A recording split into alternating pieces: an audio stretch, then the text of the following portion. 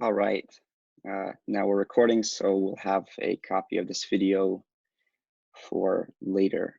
Hey everyone, my name is Dmitry, and I'm one of the co-founders of QuikNode. Thanks everyone who's participating in the ETHIndia online hackathon. We're super excited to be part of this program. We've sponsored a number of ETH Global and ETH hackathons, including the first ever ETHIndia hackathon in Bangalore last year. We had one of our colleagues who's actually here on the call, Gaurav, presenting there. Gaurav is the founder of CoinCode and that's a really good resource for new developers and for discovering crypto projects. And if you end up developing a cool crypto project, be sure to go to CoinCode and enter it there so you can get more exposure, get some reviews, and so on.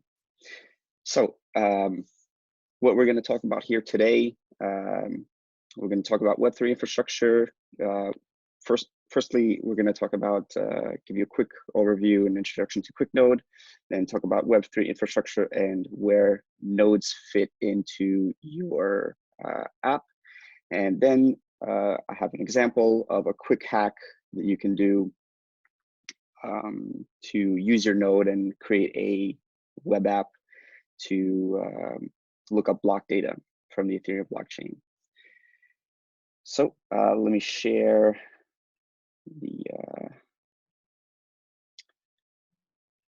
slides and we will begin.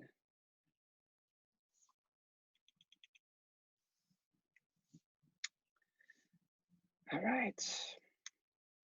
So QuikNode is the blockchain infrastructure cloud. Small background, we launched in 2017.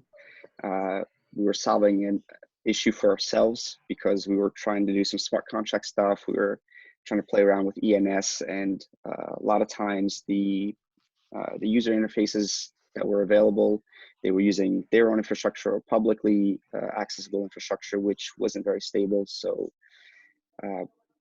having a 20+ year background in managing data centers, distributed systems, running servers, hosting websites, we said that, well, this should be a piece of cake.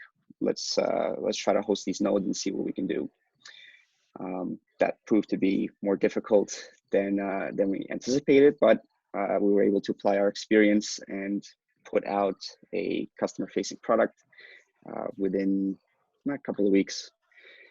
We also opted, having spent the last 20+ years in a data center or in an office, we said this project, we're going to build remote first. So we use tools like GitHub, Slack, Google Meet, Clubhouse, which is awesome, Kanban board, and DigitalOcean for our infrastructure. So we didn't have to physically go into a data center and set up a server and wire everything up every time we needed to expand.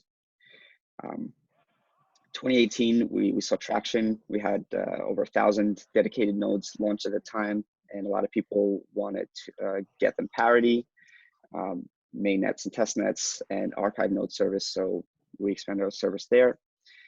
2019, our initiative was education. Let's onboard more developers. There wasn't really enough resources for people coming into the space to get started. How-to guides. So we launched blog.quicknode.io, check that out, and our Web3 Vibes newsletter. I hope you guys subscribe to that because every couple of weeks we put out all the latest information of what's going on in Web3. Might help you in your development, might help you make some contacts, connects. And then we also had, we wanted to explore if we can go outside of the Ethereum ecosystem. So we added Bitcoin nodes. As I mentioned before, we sponsored ETHIndia, and we also hired two new people, an engineer to help us build stuff, and a sysadmin to help us improve performance and keep things stable. 2020, great start to the year. We released QuikNode Boost, which is an acceleration layer, helps you get requests, answers to your requests quicker. QuikNode API, which we're particularly proud of. It's a globally balanced Elastic API service currently available for ETH mainnet only, and that has a free tier. So if you go to QuikNode.io right now, you can register. You get a free node API endpoint right away, no wait time. And the number of things we're currently working on is advanced node analytics. So you can see what your node is doing, what kind of requests you're sending to the node, how fast it's responding to those requests. And you can use this data to optimize your app, see which calls may be unnecessary or taking too long or making your app slow. We're going to expand the API service to include different plans and also some additional features to save you some time when making your calls and getting certain data, and a new website to reflect the changes. So what is a node? So a node is a peer-to-peer program which keeps an up-to-date copy of the blockchain. So it's very much like a traditional database, but it's distributed and follows the protocol rules, which for Ethereum, it's open source. Everybody can go in and read those, read the code. So there are two types of nodes. There's a mining node. Clearly that's for miners. It's if you're leveraging your GPU, CPU, what have you, to mine the token. And then there's non-mining, sometimes called observer nodes, which are just nodes that connect with other peers in the network. They sometimes participate in the block validation process, and they reach consensus and put the new block into this database from which you can then read from, like make a API call, JSON RPC call. So how do, where does the node fit in your stack? So you have some of these apps you might be familiar with, MetaMask, CryptoKitties, and EtherScan. So all those apps are connecting to some kind of information source. Oops. And in the case of MetaMask, it connects directly to nodes which are running either Geth or Parity for web applications such as EtherScan and CryptoKitties. They speak with some kind of middle layer, which here is indicated by a backend, whether it's Web3.js, Web3.j, Web3.py, Python, and that communicates with the nodes, which are, as I mentioned earlier, which are running some kind of node client. Another way to visualize this, so you have your dApp browser, which calls something from your Apache or Nginx server, which is using like Web3.js, for example, and that will call via RPC some kind of information from the Ethereum virtual machine, which is your node provider. And then the information gets sent from the node to your Web3.js, and that shows new information to your end user.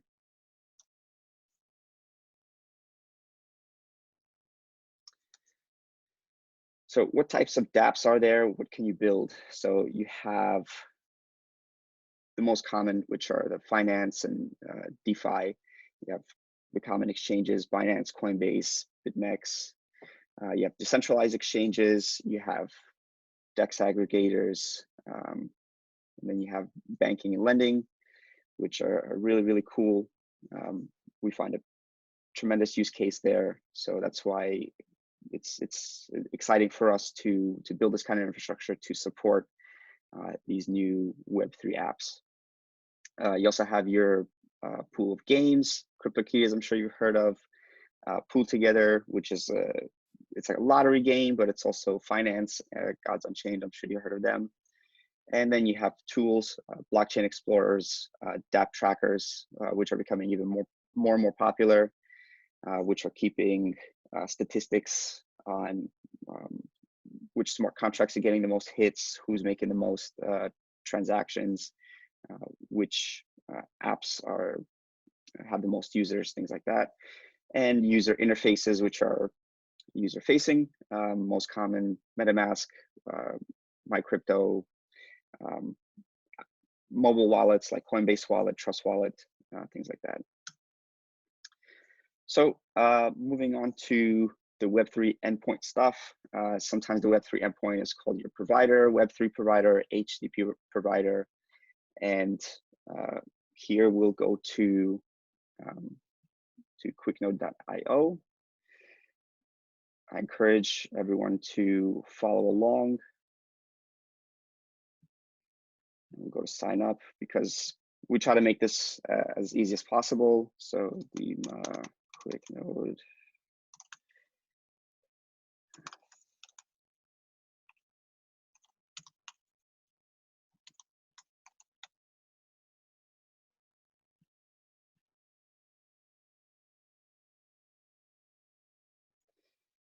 And that's how quick it is to get an account with QuikNode. Woohoo.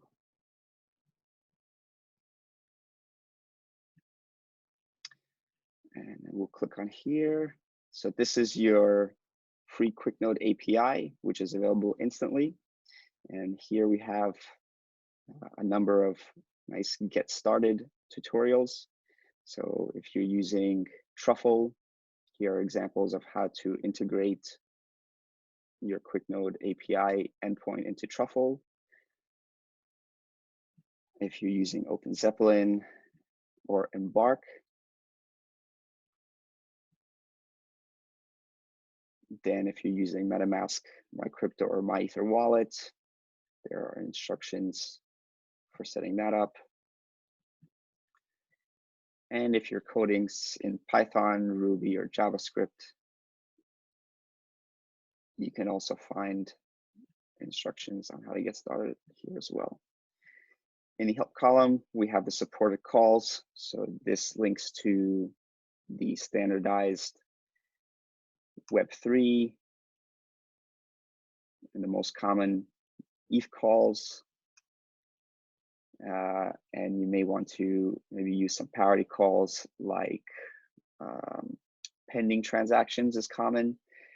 This way you can look into the global transaction queue, see which transactions are queued up to be mined.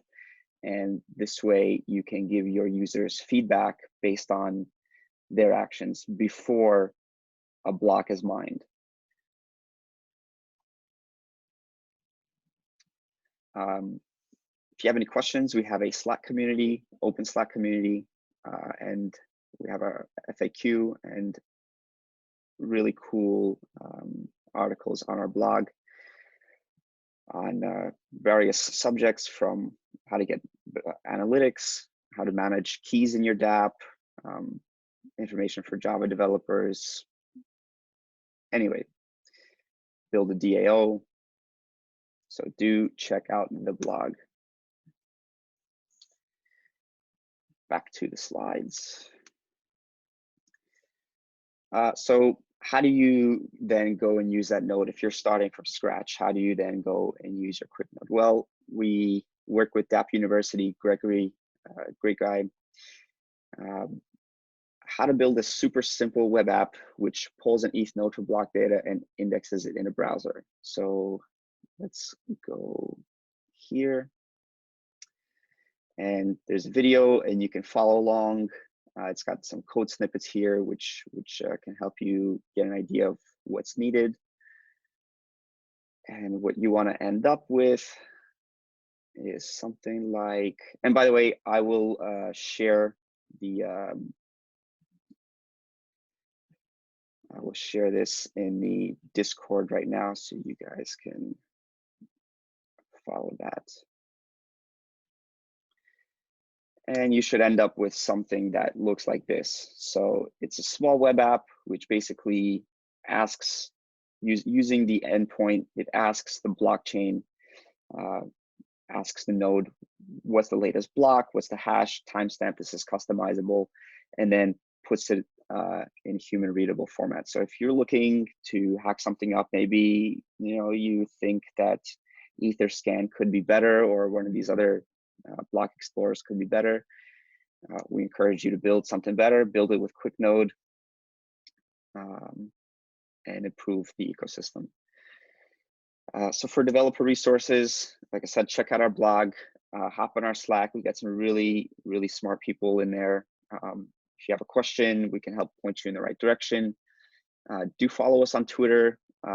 We tweet every day, relevant news. We tweet out all the, everything that's coming out from our product, developer resources, and we retweet anything that's relevant and we think is helpful to get developers started or progress their work. Also on Devfolio, we're in #QuikNode. If you have a technical issue, sometimes it's better to ask the global community. So check out Stack Exchange, Reddit. ETHUB has done a great job at documenting pretty much everything in the Ethereum ecosystem. And as I mentioned, CoinCodeCap, discover new projects there, post your own, and check out the blog because there's a lot of really cool developer resources there as well. And happy hacking. So we hope that you enjoy your experience at ETHIndia, get inspired, push boundaries, push yourself, see what you can create what you want to see, and build the future with us. As for questions, check us in the Devfolio chat room, post your questions there, and we'll answer them as quick as possible.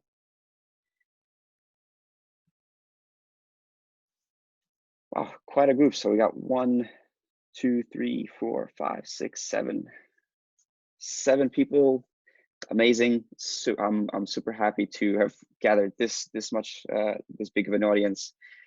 Thank you guys for joining, and yeah, we'll see you at another ETHIndia hackathon. It was a pleasure. Thank you.